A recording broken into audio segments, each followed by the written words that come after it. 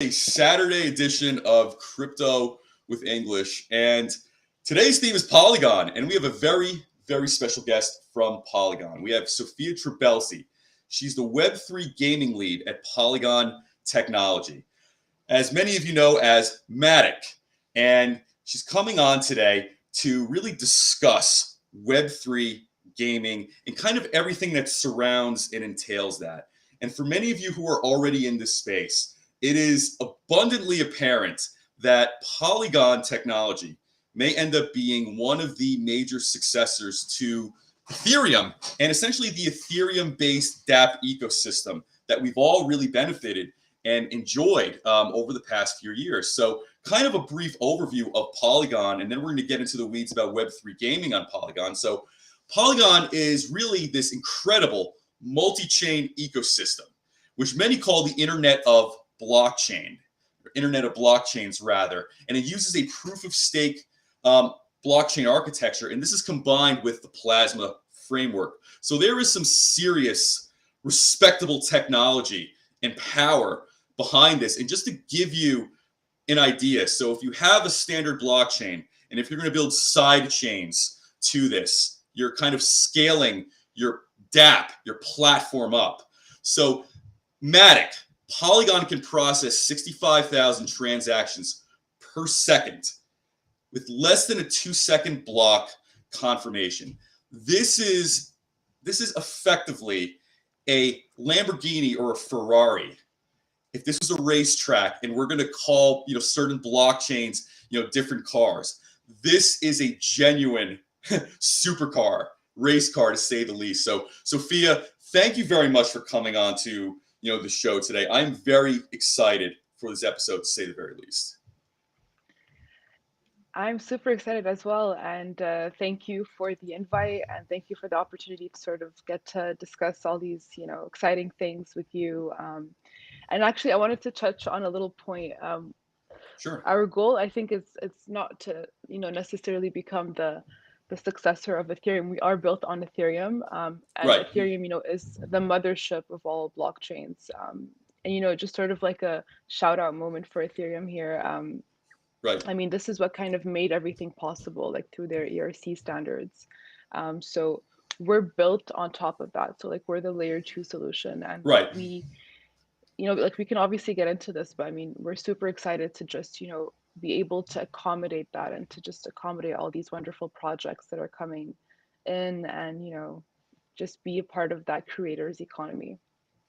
Yeah, absolutely. And by the way, the little preamble there was in no way, shape, or form to dismiss Ethereum, by any stretch of the imagination. I think it was more of kind of a testament to I think Polygon's potential and capability. So, starting off the episode, how did you find your way into Polygon, and especially this role Yeah. in Web3 gaming?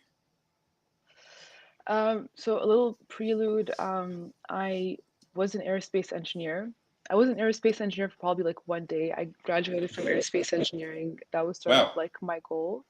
Um, or like around year 3 or 4, I think we kind of like discussed this, but I'm happy to sort of. We all have that crazy kind of like crypto friend. Like I'm talking circa Right. 2018, and then, you know, I never, really understood what he was talking about, but like he was super excited about it. And then one day I'm like, you know what, I'm gonna go and like figure what this is all about.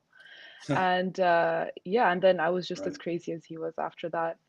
Um, I was more into like the tech side of like aerospace, so like that kind of pushed me to go more on the dev side of crypto. So I Right. started out as a Solidity developer, as a freelancer while I was still in uni. The So really you were cool building thing smart about that, contracts effectively on like an EVM, the Ethereum virtual machine at trying first, I would to, imagine. trying Okay, to, got yeah. it. I was definitely trying to. I think that's how it started because like there was no course on Solidity per se. I mean, even the content online, isn't as romanticized as it is today, where it's Right, kind of like very easily digestible. It's kind of like made nice and clean for everyone to understand. But like right, at the time, it was, and like when I say at the time, it wasn't really that long like ago, but certainly, less romanticized in the sense where it's like, here's the protocol, here's the code base. You know, I did most of the things from my terminal. Even like when they came out with the ERC standard for NFTs, I started dabbling with that like through my terminal. This was kind of like my connection to Web3, and I'm really happy that this was the case, because it really kind of pushed me to like directly kind of mesh with the protocols without essentially having, you know, to read all about it, but like have a firsthand kind of Right. approach, like a very proactive approach. And then once the material became more abundant, it just, you know, looked a little bit easier for me to use. So yeah, I started as a freelancer and as a Solidity developer. Continued that, and then I worked with an IDO platform, more of an IGO platform, where we did sort of like gaming. So IDO specifically for games, and then that kind of translated into incubating games through that interaction that I had with them, and you know, really getting to have more of a detailed understanding of the gaming side of Wow. Web3, especially very early on. I think when I joined, like it was around like, you know, at the time where like Web3 gaming was kind of becoming like a buzzword. Right. So just to be like a part of like that momentum and, you know, discover the space in real time. And yeah, and then you know, I mean, obviously it's Polygon, so I'm not gonna get into like, I mean, everyone knows that, you know, it's like a major player in the Sure. space, and you know, they started Polygon Studios, which is the sort of like the creative arm of Polygon to essentially enable this ecosystem to be supported, you know, beyond, you know, investment, but also resources that are there to help the projects. Because it's not enough to just, you know, have an investment. It's like, how do you use that efficiently in order to create a really good project? So I think that's sort of like the core of Polygon Studios, and that's kind of was like, okay, I want to be a part of that. And Wow. yeah, I applied, and some way somehow I got in. So That's great. And could you describe what Web3 gaming is? You know, there's a lot of conceptions and perhaps misconceptions as far as what that entails. You know, some people have, you know, some idea of like the metaverse and, you know, things like the central land. You create an avatar and essentially you kind of interact with a parallel digital world as you would, you know, akin to reality. So could you describe what Web3 gaming is? yeah, I mean, first of all, it's gaming. There's on the visual sort of like front of what gaming means, it is still gaming. I think for me, Web3 gaming is sort of like that layer that runs on top of gaming, and that's like the game changer, which is, for example, ownership. You know, Right. so I'll talk about this. There's actually 3 points, and I'll address them all kind of like directly. Excellent. There's like that Web3 layer of, you know, ownership, actually getting to own the assets in your game. So I mean, it Very doesn't sound nice. like a lot, but like imagine playing Monopoly and actually getting to cash in your Monopoly money. Like that's kind of like the example that I always give, All right. as opposed to, you know, like those assets just being, you know, the game's assets. And you know, people Right. are really happy to like gain assets, you know, like when they're playing, because you know they've worked hard for it, or you know, like they had to do all these challenges, but now it's like you actually get to own it. And you know, and there is a seller's economy for that as well. So if you ever do want to sell it at some point, that's always available. So I mean, I think ownership is, you know, like we don't give it enough credit, but it is a very powerful difference. The Right. other like aspect that I think really sort of speaks to gamers is this idea that you get rewarded for your gaming skills. You know, there's a lot of folks Right. out there that spend many hours playing, and you know, there's always like this notion of like you're kind of wasting your time, but like right now you're not, because you're actually getting Right. rewarded for that time, and even more so, getting rewarded for having, you know, certain skills that allow you to reach certain levels in the game. And I think that kind of incentivizes people to have more of like a respect, you know, like when they're playing Web3 gaming. And I think, you know, it's going to be interesting to sort of see how that pans out in the future. But certainly, I think those are the two main points of like Web3 gaming, from kind of like a cultural and, you know, like I don't want to get too into the tech. I mean, I'm happy to get in more like on the tech side, but Of I course. think from just, you know, a gamer's perspective, I think those would be like the two big differences, Yeah, and by the way, two there's big a like lot highlights. of right. There's a lot of substance and direction we can go to regarding gaming. So just to add maybe a layer of, you know, context, you know, with an example. So let's say, for example, as far as Web3 gaming, if I am playing some sort of like open world adventure game, and let's say I, as the player, I find a special item, whether it's like some sort of magical sword or an axe or like a special piece of armor or like a skin, like an outfit, so to say, in let's say a Web3 scenario, Web3 game, I actually own that as essentially a piece of property. And if I want to, I can actually go ahead and sell this in a transaction to probably another player out there who would want to, spend whether it's like Ethereum or some sort of comparable cryptocurrency if they wanted, let's say, that item for myself, right?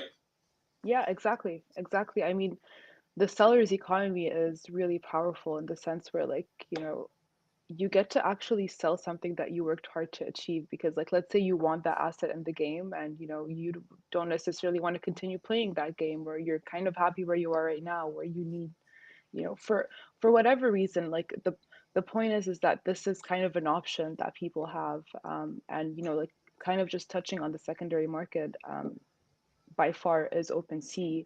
And the only Right, other sort of like big blockchain that's supported beyond Ethereum on OpenSea is Polygon. And right. that's, I think that's a huge sort of like sign of confidence, Yeah, like for Polygon. But essentially, for anyone that, wants to interact with that blockchain, this is the biggest, secondary economy, or sorry, secondary marketplace for that. Um, right. so it's cool stuff. Yeah, definitely. And when it comes to play to earn, and I think this has been really taking up a lot of visibility, especially over the past year. So now we're essentially living in a world. Let's say if, for example, I'm a gamer, I can literally be on, let's say, a Web3 base game, and I can essentially be earning like an income based on certain activities or certain Yep. tasks I do in that game. And this can go into my wallet, this can go into like a MetaMask or anything like that. Correct? Yeah, this is correct. I mean, you could play an infinite amount of games, and there's 10,000 ways to make income from those games. And Right. just a little thought for the sort of, actually, the biggest play to earn locations, are in Southeast Asia. So, for example, you have the Philippines that are by far dominating the game. You have Indonesia, India. So Right. these countries, like, not to get it too much into like politics or whatnot, or like the sort of economic situation, but it allows people to have a stream of income that they could just do from the comfort of their home, for having Right. skills. But even more so, I just wanted to get into this concept as well, which is really popular right now, which is free to play in Web3 gaming. um, and I think this is kind of like the biggest sign of confidence that um, Web3 games are getting better, because there was this concept of, I mean, it is a concept until now. It's play to earn, and Right. it's it's kind of like a very unique term, because it kind of means that you're playing to earn. Like, you're not necessarily playing because the game's cool or you like what you're seeing, or Okay, I it's see. you're playing just for that purpose. And now there's this concept of play and earn, which is that you're playing because you actually like the game and you're earning. So the incentive is, the game itself and the earning aspect. And a lot more games right now are going for the free to play kind of mechanism. And I think this is like the ultimate signs that the quality of Web3 games, is getting up to par. I think there was always this notion that, like, Web3 games, like, they're, from a visual standpoint, are not really competitive with Web2 gaming. And I think with free to Sure. play, it's sort of like changing that perception, that where there's people that actually play because, the game is nice and cool enough to play. So I Right. think that's kind of like a shift that we're seeing. And I think it's going to be like one of the themes for gaming in 2022. And I'm very curious to see like how that's going to play. Absolutely. And by the way, I really appreciate you making that distinction. Play and earn and play to earn. And I think they both have very different definitions. And now, especially recently, I've seen both of those terms essentially thrown about. So play and earn really implies almost like a genuine enjoyment and you could say interest in the game. So essentially, earning that income is kind of an additional perk to that experience. And play to earn almost implies like a job or a task Yeah. or something along those lines. And you know, because now we have both of those definitions now, it is a great distinction and it provides a lot of clarity now because people would actually ask me, whether through DM or email, like, Adam, what exactly is, play to earn?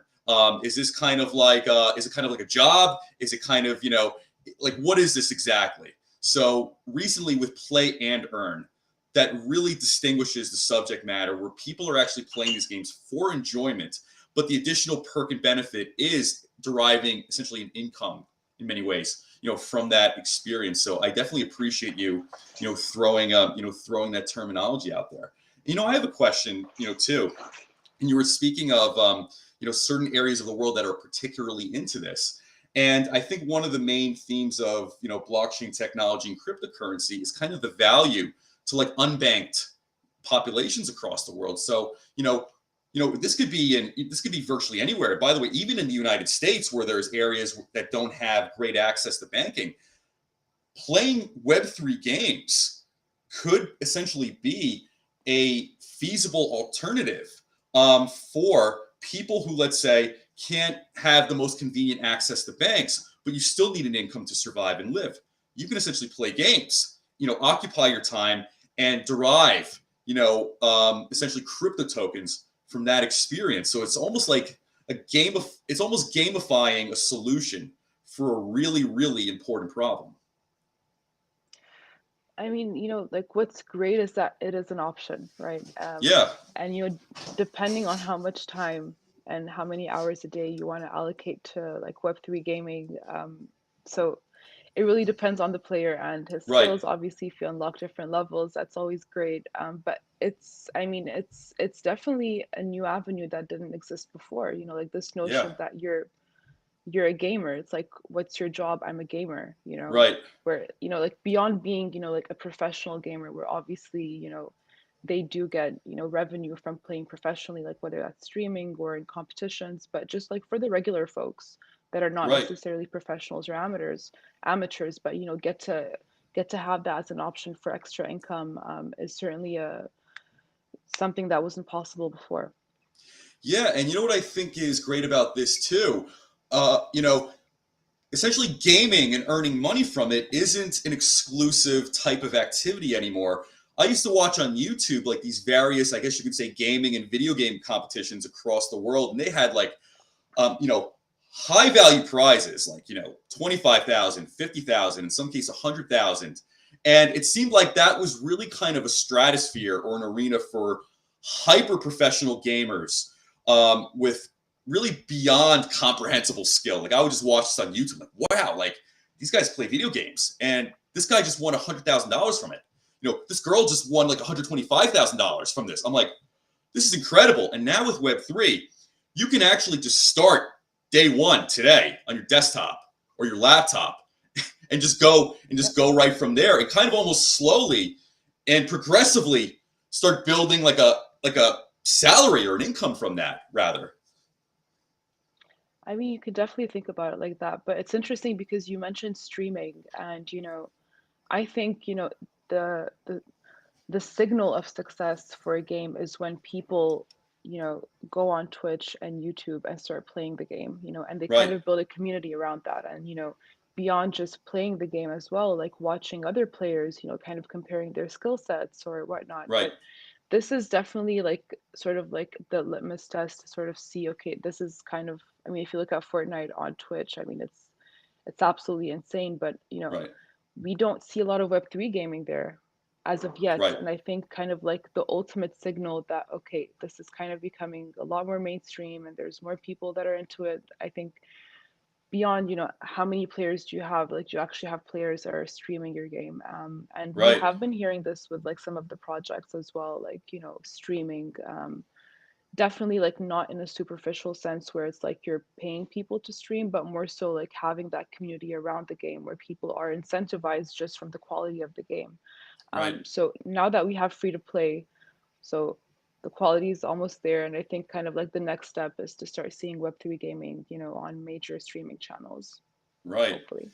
Yeah, yeah, absolutely. That's awesome. And I'm very excited and I'm very curious to see how this will end up developing and progressing and how it's going to transform just gaming, altogether. And another element that's very, very important to gaming, are NFTs, non-fungible tokens. And Yeah. as we all know, users can mint NFTs using Polygon. And as we're seeing more and more with gaming, NFTs have a role in essentially this microeconomy or the secondary market. Can you get into the weeds about NFTs and kind of the element and the role they'll be playing with Web3 gaming?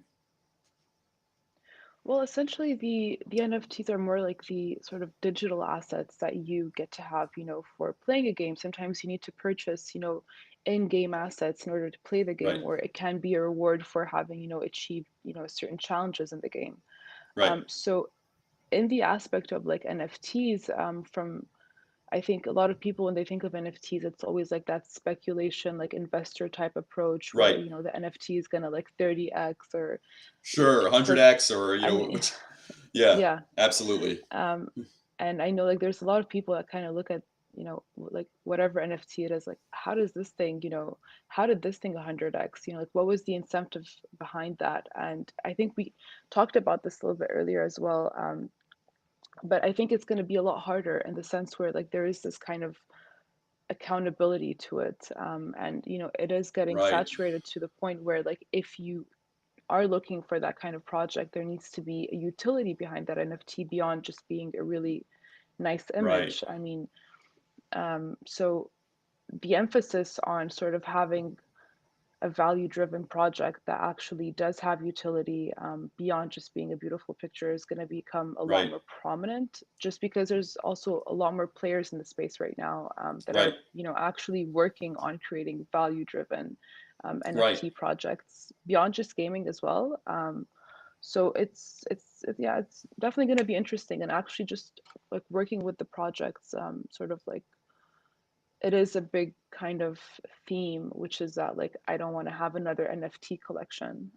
Right. So what does that Yeah. exactly mean? It's like I don't want to have a bunch of JPEGs. It's like how do I do this in such a way where it's like true to my brand and kind of like talks to my Right. audience, and it's going to get the interest of the community in a way where it's like, okay, I see why I should buy this, beyond if I buy this there's sort of this notion that it's gonna 100x for no particular like reason. Right. So Right. and I do appreciate the sort of like more value driven mindset, because I think this is what's going to last. It's value. If you have something that doesn't have value, then it's going to be hard to justify that long term, and to keep your community interested, and loyal to the project. Right. And that brings up a very good point, especially as it comes to NFTs. So my feeling is as time goes on and more people become involved in NFTs and especially Web3 gaming, where NFTs are going to be part of transactions in that space. I guess my concern would be, well, first off, I think customers and users are going to be more discerning and more particular as time goes on. But kind of touching upon what you said, is there going to be a risk that there's going to be some sort of dilution in like NFTs and their value? So we're talking about, oh, is this just going to be another collection? I think there might be a risk where people might just end up producing more and more of the same and like kind of like what you said without that additional value outside of like a nice aesthetic. So if that ends up becoming the case, that might really end up devaluing a lot of NFTs, over time, right? I think this is kind of where gaming comes in as like the knight and the shiny white horse, because Right. like with NFTs, in gaming, so in-game assets, there is that inherent like utility for them, which is that you get to actually play them in the game. Right. So this is kind of like Yes. giving another dimension to NFTs, that previously didn't exist like before gaming. I mean, there Right. are NFT projects where it's like they kind of promise, certain like experiences by owning that NFT, like you get to have access to X, Y, or Z.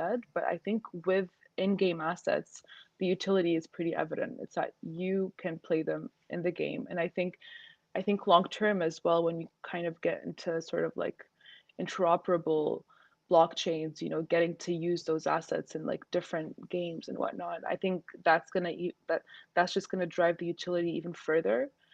So there, yeah, so I think kind of like the the next dimension to NFTs is NFTs with utility, and then the one after that, I mean, we just have to wait and see what that translates to. But I think there's sort of like this, you know, this nice kind of approach, which is that like let's give something value because it actually has value, as Right. opposed to Right. can't really Well, explain it kind of thing. so let's say going off your example there, you mentioned, let's say, like the white knight on a horse, you know, with the lance and the armor. So let's say in a normal setting, or let's say an average setting in NFTs, I buy this white knight hero, so to say, this white armored knight hero as an NFT picture.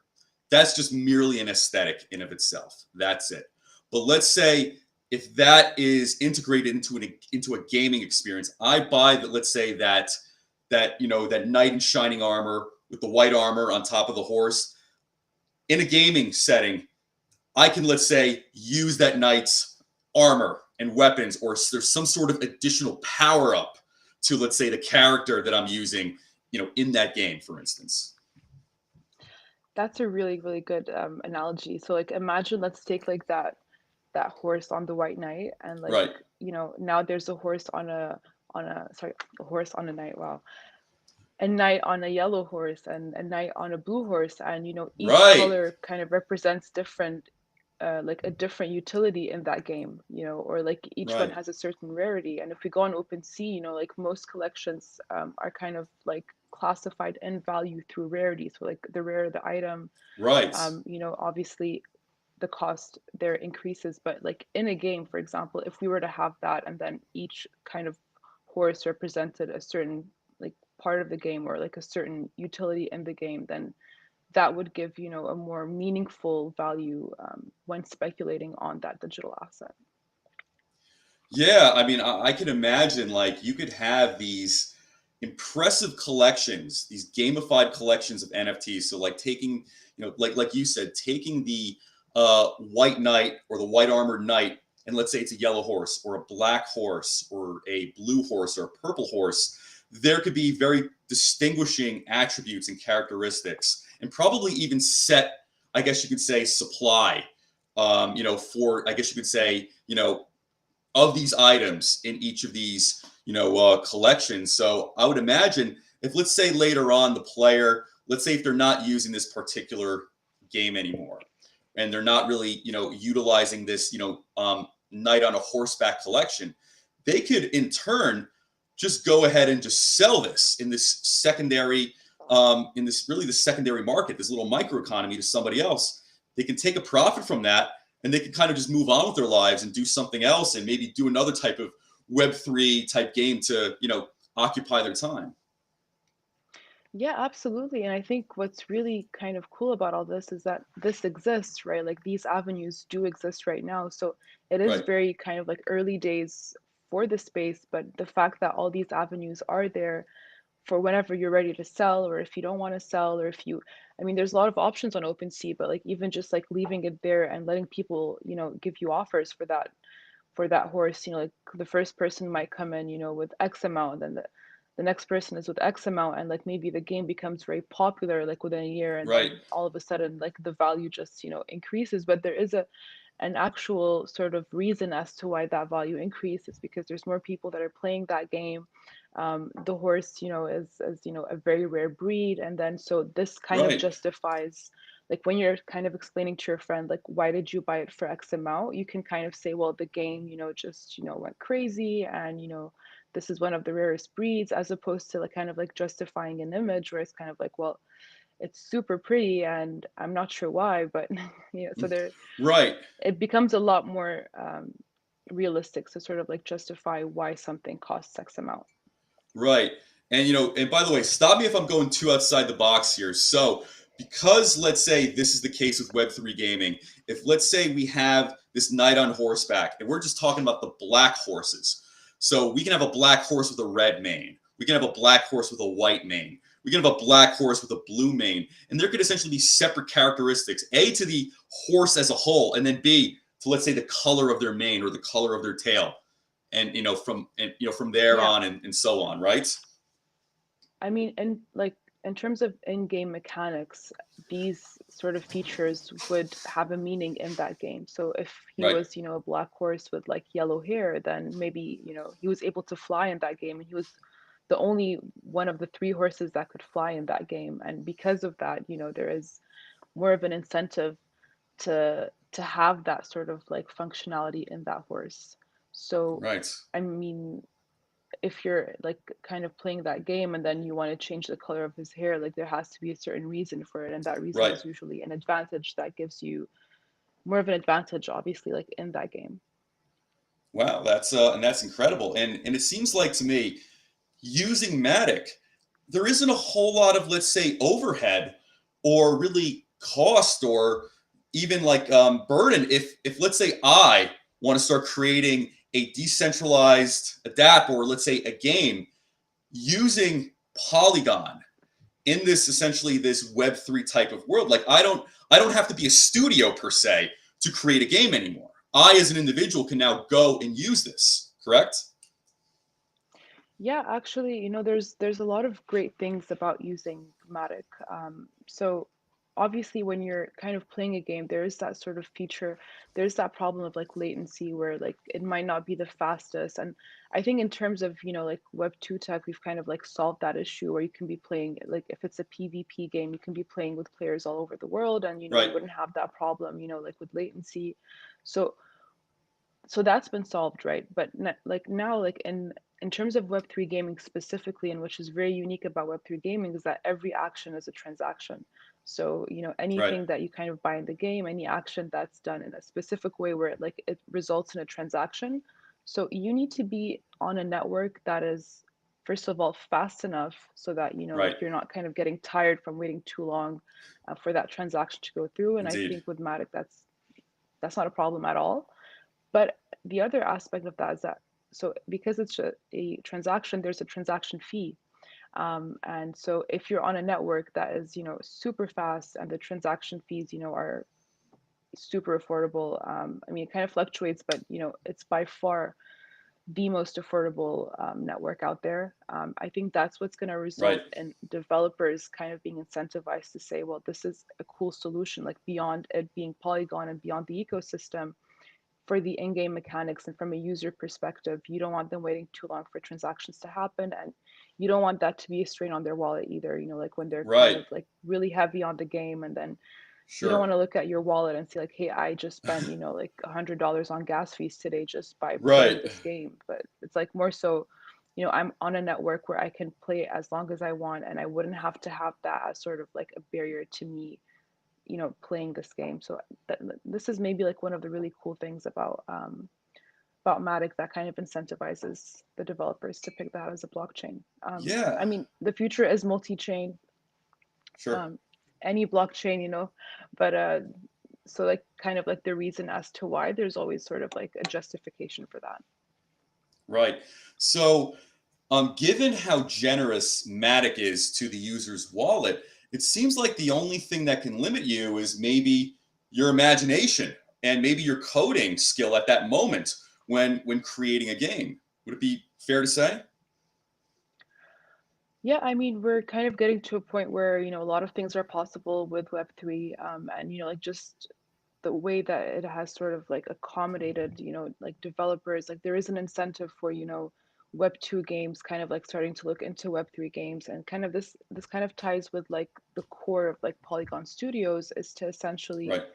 as the creative arm of Polygon, to sort of enable this economy within the Polygon ecosystem, which is Right. that, beyond investment, it's like, how can we help them, with all the resources in order to make this a successful project Right. on Polygon?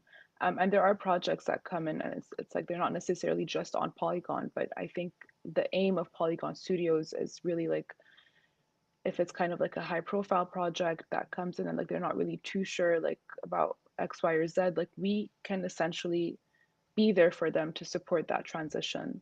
Um, and for games that are sort of like the indie developers in their garage, like they'll find that using the developer tools for Polygon is by far like one of the easiest. And for games that are already on like Ethereum, just making that transition to Polygon as a layer two is ridiculously, simple. Um, Right. so I think sort of like all those elements kind of tie in as to why maybe like a developer might, choose to go on Polygon from like a more Right. technical standpoint. Right. And earlier, speaking of the multi-chain ecosystem, could you expand on that and why that aspect makes Polygon Matic so special, especially when creating games and perhaps scaling those games up? Well, I think, when you're creating a game, you should kind of have the choice to be on any blockchain that you wish Right. so desire to be on. And also, I think it's like such early days, like it's like very early days right now that it's like, you know, getting people in the space is kind of like the number one kind of goal here. I mean, if you look at the number of like Web2 gamers, you can't compare that to the number of Web3 gamers right now. Like Right. I think even I don't even know like what the actual number is, but it's a huge, huge difference. And I'm actually curious to find that out after this call. But so getting gamers to come to Web3, maybe they're on one blockchain, but they're not like they hold a wallet from like one blockchain, but they don't the other. So like just getting them there already is pretty cool. Like that's one more gamer in Web3. Yes. But I think later on, yeah, I think everyone should have the choice to be on whichever blockchain that they want, and the goal here is just to like grow the space at this point, like just like having quality games. Like I think because the biggest complaint that people kind of joke around with Web3 gaming is that the quality is so. But I Right. think, with the games coming through right now and with the AAA studios going into Web3, I think that notion is going to change very, very fast. I mean, obviously, it does take a lot of time to produce a quality game. It's not a 3-month project. It's, a Right. 1 year and a half, 2 year and beyond kind of project. But like the fact that AAA studios are looking into Web3 is a huge sign of confidence that the Absolutely. quality of the games are getting better. And with AAA studios, obviously you have the users that, are very loyal to the games that they've previously produced. And now you're saying, well, the next game, is going to be on Polygon. And all of a sudden there's, gamers from Web2 that are incentivized to sort of make that leap. So the goal here is to grow as an ecosystem. Wonderful. And you mentioned tools before. So let's say, for example, a viewer, enjoying this episode right now is very excited about, what she or he is hearing right now. I want to start building some decentralized dApps, Web3 games right now. Where do I start? Like if that person was to ask you, where do I start? And you mentioned some of the kind of the standout tools and features. Um, what would you highlight? And what would you suggest? And how would you kind of, I guess you could say, explain that?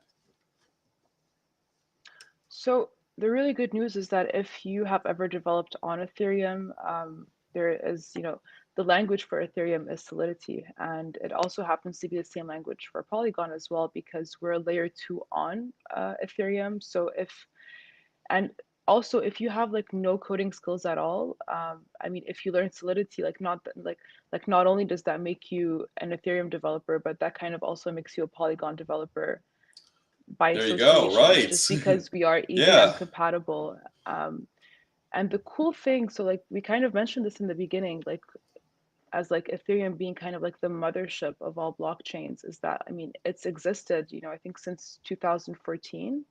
So Yeah. like that's like 100 years, like in terms of like crypto years. Right. And That so is. it's, Absolutely. incredibly like long time, but Mm, more so than that, like a lot of people have been accustomed, to the language of Ethereum. And so you have much more like more talent that's there and more resources that are meant to help you sort of navigate your way around, that developer language and the tools that have been created, the libraries, the online courses around Solidity and, EVM.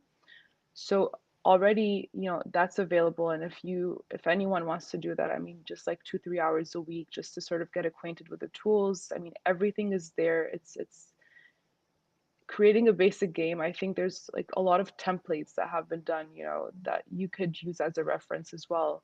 I'm Right. happy to actually provide some links after this call that maybe you can Absolutely. That'd just, be you know, wonderful.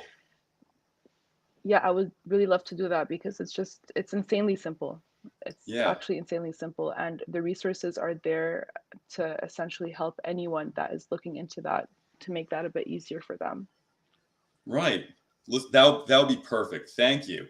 And I'm just curious too, because you're the Web3 gaming lead at Polygon.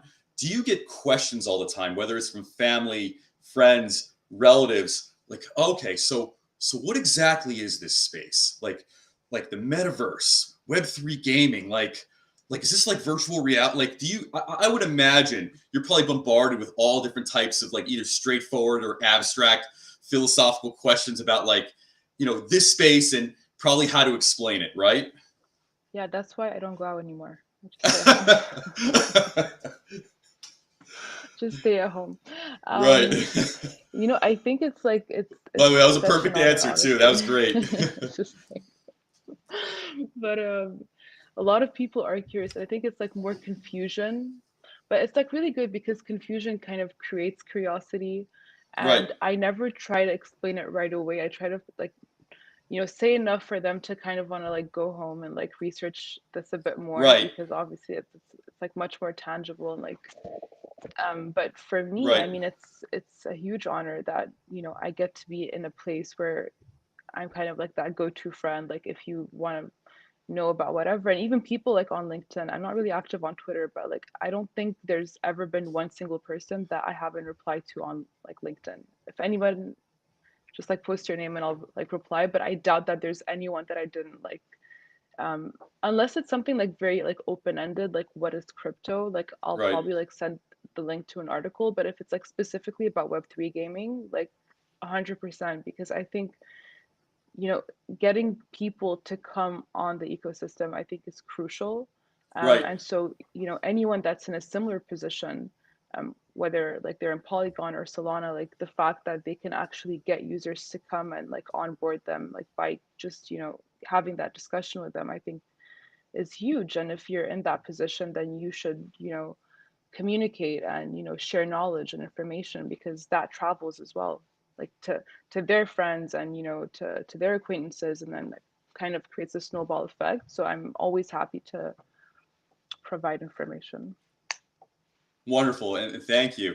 And given Web3 gaming, the metaverse, what do you think is the next logical step in society? Do you think that we can pretty much gamify almost every one of our average everyday experiences? So, like, for example, like, going out into the metaverse and, like, let's say, complete my, uh, maybe complete my grocery shopping for the week, getting up or at least, logging in like an extra hour, 2 hours early, some sort of tangible reward is kind of distributed from that. Do you think that's the next step as far as kind of the existence that we all live in? I mean, it certainly seems to be the case. I think um, it's not like possible like right now, like this second, but I think that's where we're headed. There is a need to sort of like recreate life in the most sort of like realistic way possible, you know, and I think that's what's trying to be achieved. You're like, that's the goal. But we're not quite there yet. I mean, if you look at, you know, like the certain metaverses, you know, like we're not quite there yet. It's more so like a Right. roadmap of like where we want to be like in X years. But I think Yes. that's where we're headed. You know, it's like to try to like recreate that reality in the virtual world as close as possible. Yeah. So I mean, there's a lot of great projects out there. I mean, there's even like a project that wants to do like mortgages on the metaverse, which is, you know, Yeah. quite interesting because like that is the next step, because land is becoming a lot more expensive because there's a need for people, you know, more so brands I think right now to like go and, you know, have their shops on the metaverse. And so like that real estate is becoming a lot more lucrative. So, you know, hence, you know, having, you know, companies come and say, hey, I want to, you know, do mortgages for the metaverse. So Right. there is a need for that. And I think what's really interesting is, like working in a field where like all these sort of changes and all, and like this evolution is kind of happening in real time. I can't necessarily comment on like how it's going to be in like 2 years, because I don't think anyone can. It's like more so looking at the trends, looking what the at the users and what they're kind of asking for, and then being able to provide that for them. But everything is happening in real time. Like, Yeah. And very by the way, difficult to make predictions at this point. yeah, truly anything is possible at this point. And by the way, I really like the example you made before on our call with Monopoly. So let's say if we're talking about metaverse and mortgages and Monopoly. So imagine if, let's say, you and I are playing Monopoly, and maybe there's one or two other people, so to say. So let's say the earnings of the Monopoly money that essentially we win or acquire from that game experience, like you can segue that into metaverse real estate or metaverse mortgages. You can kind of become a land baron effectively in the metaverse, from, certain activities, like whether it is something like Monopoly or whether it's earnings from gaming and, or almost anything else. Yeah, that would be possible. I mean, if there is a Monopoly version of Play to Earn, like those, Wow. Yeah. That's going to be the fun. the It's going to be Monopoly interesting. money would be, yeah, I mean, I'm very curious, and I would actually play that because I always, Me like too. I was always that person that like wanted Monopoly. It's like, hey, well, I wish this was real, but it's Right. That's actually what, not. yeah. So, Same thing when I was a kid. I'd win and I have like all this colored Monopoly money. Like, only I could use this right now. but that's actually fascinating because like I've personally observed this as well, like playing Monopoly and like observing my friends. You kind of get that high of like you actually want this, like, Yes. oh, I'm so rich right now. Then you start getting, a little bit aggressive with your friends, and like your tone changes because all of a sudden, Right. but yeah, then you leave the table, and then, there's no store that's gonna be like, hey, here's my $200 from Monopoly. Nah. So, but having that, like those Monopoly dollars as tokens Right. is a real thing. If, well, obviously, like someone would have to buy the IP for Monopoly, or if Monopoly's ever Sure. thinking of Yeah. having that in Web3, and if they are, you know, I would imagine somebody has probably already mentioned it there with whoever owns the IP because it's probably an excellent idea. I mean, it's great, not just because it's Monopoly, but because everyone played Monopoly, or almost everyone has played Monopoly. So, like, Right. coming to people and telling them that if there was a Monopoly version, and that like these, like you actually get to have a wallet that if you win the game, then like those tokens would be transferred to your wallet, and then it is a real thing. Like that sort of Right. sensation that you had while playing Monopoly, is tangible because those rewards are real. um so yeah, I mean, if I think if like Monopoly does something like that, just because a lot of people have heard of Monopoly, I would imagine that it would take people that have never interacted with like with Web3 to want to make that leap to Web3, just because like this is a real possible thing right now. Right.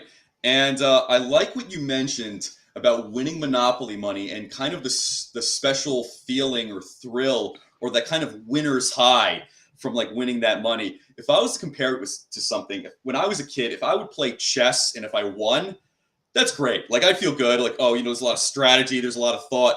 But when you won Monopoly money, that's a totally different feeling. It's in your hand, it's in different colors. You can feel Yeah. it. And I would imagine in the metaverse, you're gonna have all these tokens, or let's say, NFTs even, because I would imagine like a Monopoly metaverse is gonna have all kinds of pieces and things. That is gonna bring a totally different level on top of that. Yeah, this is what's really cool about the creators economy. It's that like there's no sort of end to the imagination. Like there's no limit to that. And to just touch on like that like feeling of Monopoly, it's because like it's gamified to a point where like if you actually do make it and you do win, like there's a sense of achievement that comes with Right, that, even if the rewards aren't exactly tangible. Like you don't get to put that money in your wallet, so to speak, but you're kind of really happy that you made it all like to this position, and you had to like fight off all of your friends, and right. but so like kind of like the next level of that would be like having it as a Web3 game, where like that sort of satisfaction would be also translated to material possession. that you guys can use or, you know, Right. sell or keep. Or so I think, yeah, I think it's interesting to see where the space will evolve. But I would also comment that getting, you know, like sort of like legacy Web 2 IP into Web 3 is, you know, Oh, going to be yeah. a very encouraging factor for gamers to make that leap to Web 3, just because it's a sign of confidence, like that their favorite game or their favorite studio is kind of going into that territory.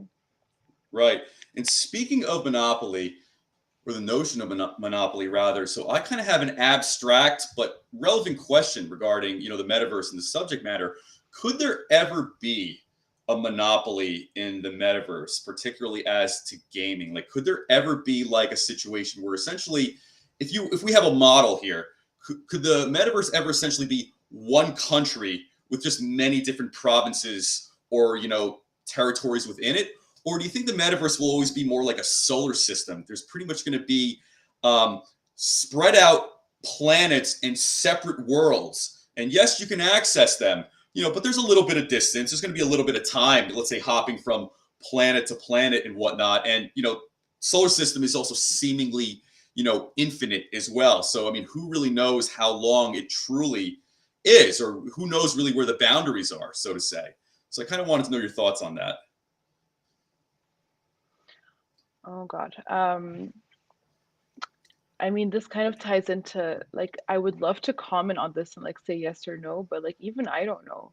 Right, Like just because it's like everything is happening in real time, like all these projects are happening like in real time. And I think there's also it's okay that, you know, the ecosystem is kind of figuring like just figuring this all out and like what it means to them, like from a cultural standpoint, from a gamer standpoint, like making like mistakes. It's still very early days, and then, you know, seeing right, where that like where this is all going. And I think the treat that we have here is that we're kind of able to witness that.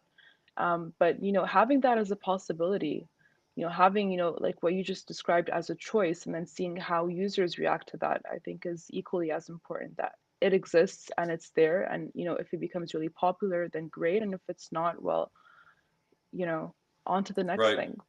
Yeah, for sure. But And you know, just from like a yes, user, sorry to cut you off, no, no, by all just from a means, user continue. perspective, I think what's really crucial is I think there's this notion right now that it's like making that leap to Web3, like from a gamer perspective, like there's not a lot of education out there, or maybe that's not accurate. There is education out there, but the fact that you kind of have to go through that to, you know, learn how to buy NFTs or like learn how to interact with Web3 gaming is Right, certainly a barrier to entry. And I think what we're going to be seeing is, you know, just facilitating the user onboarding process. So, you know, allowing you to absolutely. very easily exchange from, you know, crypto to fiat in such a way where it's seamless and you don't have to go on a decentralized exchange. I mean, asking someone to like know how to use like MetaMask, Uniswap, PancakeSwap, you know, and then it's like, whoa, like, you know, like I didn't sign up for this kind of thing, but just, you Right, know, kind of yeah, wrapping that up.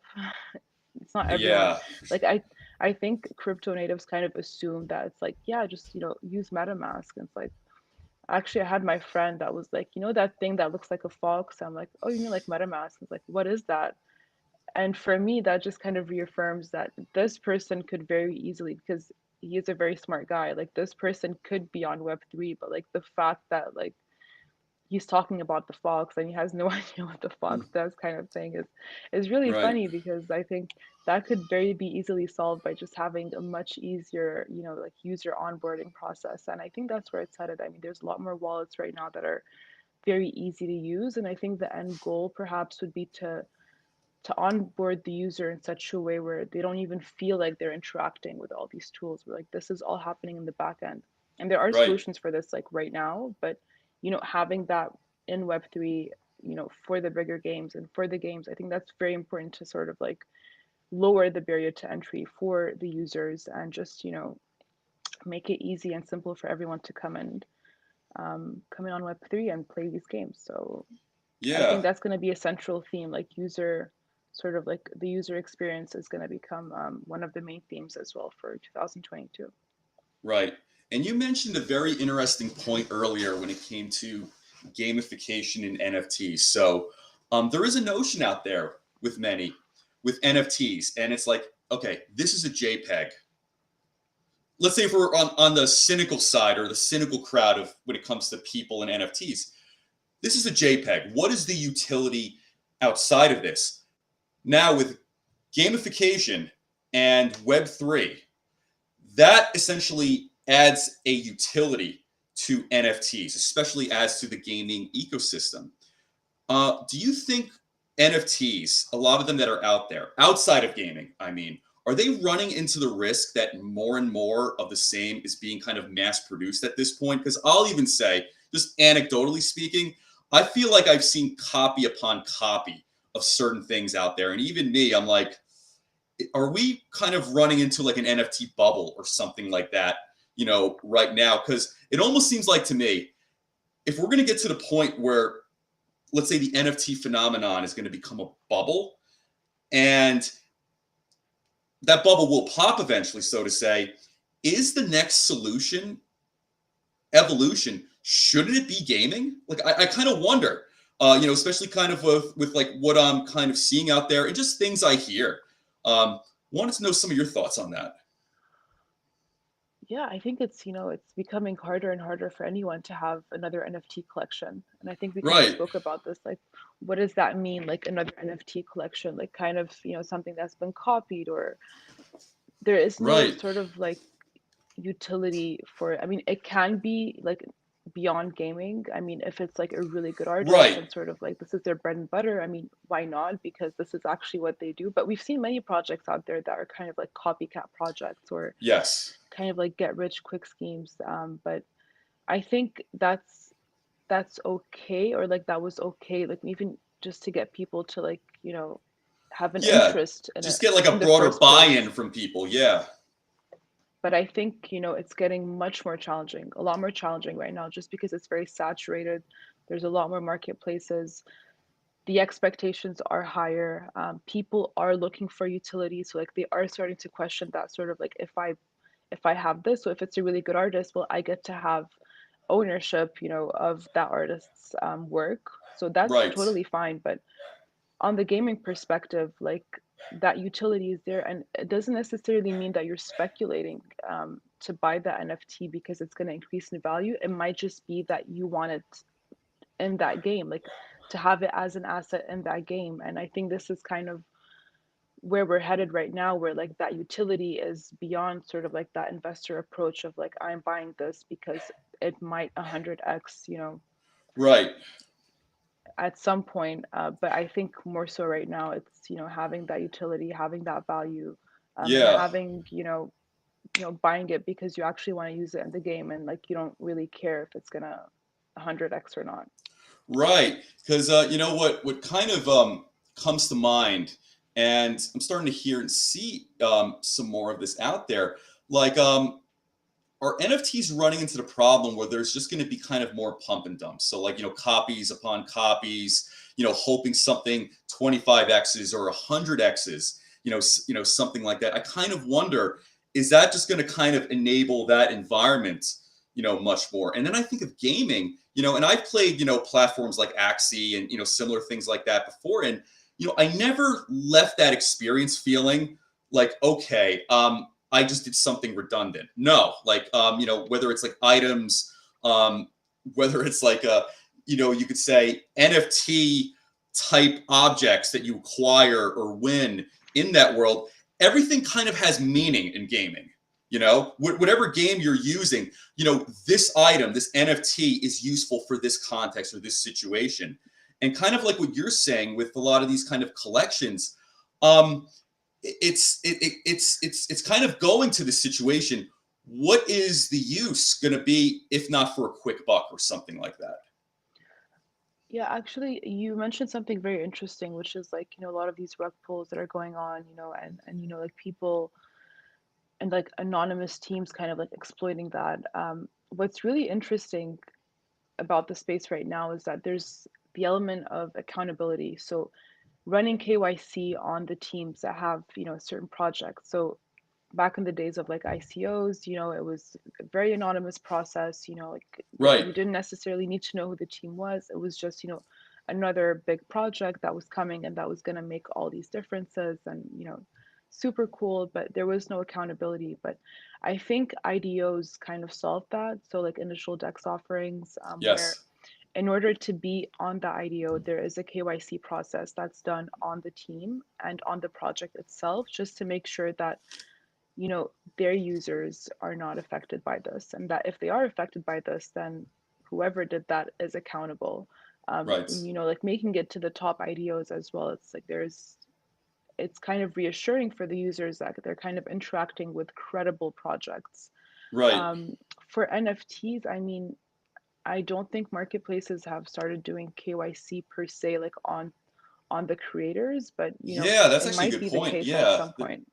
Right. Yeah. I don't think there's any type of like streamlined process or procedure as far as KYC and the creators for some of these things. A lot of these things kind of just exist in like Discords and Telegram channels and stuff like that. So yeah, that's a very that's a very good point. Yeah, And and I by the think way, having yes, sorry, no, continue, please. you know, having that KYC as well on creators, I think that would kind of limit, I mean, content. So like there is sort of like that argument of, you know, it's Web3, it's decentralized, you know, anonymity should always be a solution. Sorry, like should always be there, you know, because of the nature of the space as a whole.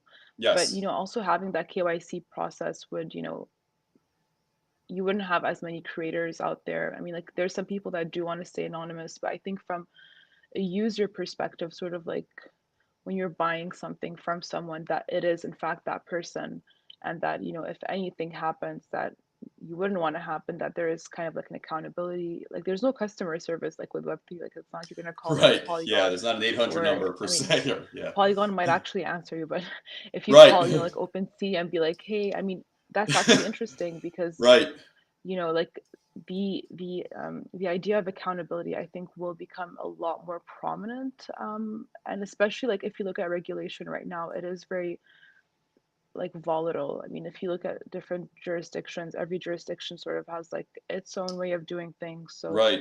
even that will play a factor into like how the space is going to be evolving. Yeah, And I mean, if you look at Web2 traditionally, you know, once you're accepting transactions from anyone, there's always that process of like KYC.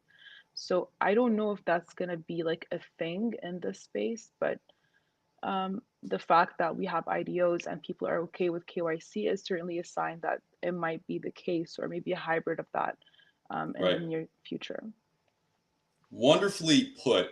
And on an ending note, for anybody who wants to get started in Web3 gaming and they're looking at Polygon, what advice would you give to anybody who, let's say, A, they're just entering the blockchain space, B, they just want to build a game, C, a little bit of both. They just want to experience Web3 gaming, they want to know more about blockchain.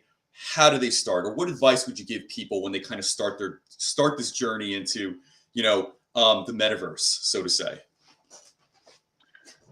So it's already great that you're interested in learning more about the space.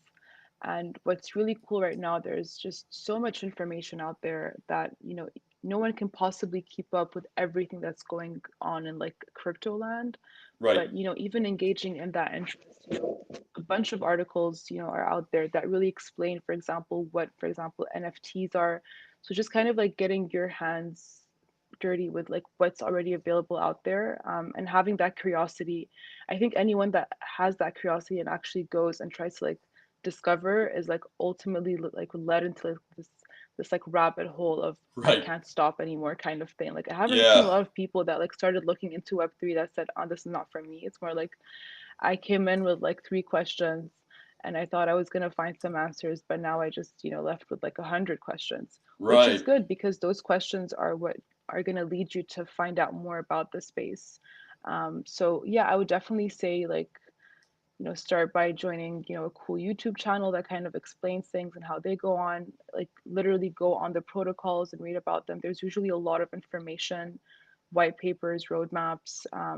So I would start like more on the literature front just to figure out what Right, everything is. Um, yeah, and then start by getting a wallet. You know, right, even if you don't want to necessarily buy any NFTs or any digital assets, but just figuring out how that works, because it is kind of like a central piece to the environment right now. Yeah, follow people that talk about the space. I think even just being indirectly exposed to some of the information that goes out there is does help long term, and it's better than nothing. Right. And yeah, so there's go on the marketplaces, look at the collections, and then maybe like try to figure out like why is this collection, so hyped, and then maybe then I think like all these different things can like lead you to figure out more about the space in general, but Yeah. interacting with it is it's actually like insanely simple if, someone actually has the drive to figure out how it works, and there's no going back after that. Solid advice and very well put. I've always been a fan of Polygon. I've been very impressed with its capabilities and possibilities in the space. And I have to say, I think I'm going to start trying to build my own type of Web3 game now and see where I can go with that. Sophia, it was an absolute pleasure having you on the show today. You explained all of these concepts well. I would say anybody who is just learning about this space now, I think they have a good primer and an outline to go about figuring out what exactly they like and what direction they want to go in this space. So, Sophia, again, thank you so much. I'm looking forward to having you, come back on and perhaps co-host an episode or two together and further expand on Web3 gaming and the metaverse and see where this will be going in 2022. Anything is possible. Anything can happen. I mean, with all the chaos that's going on today, there's also a tremendous amount of possibilities, especially in this space. Yeah, that would be super dope. I mean, if I was able to convince even like one person to go and try to interact with Web3, like that was the goal for today, for sure. Well, I'll have to tell you this. Yeah, I'm I super think it's happy to mission hear it. accomplished. Well, if anyone did have that curiosity, like leave a message on on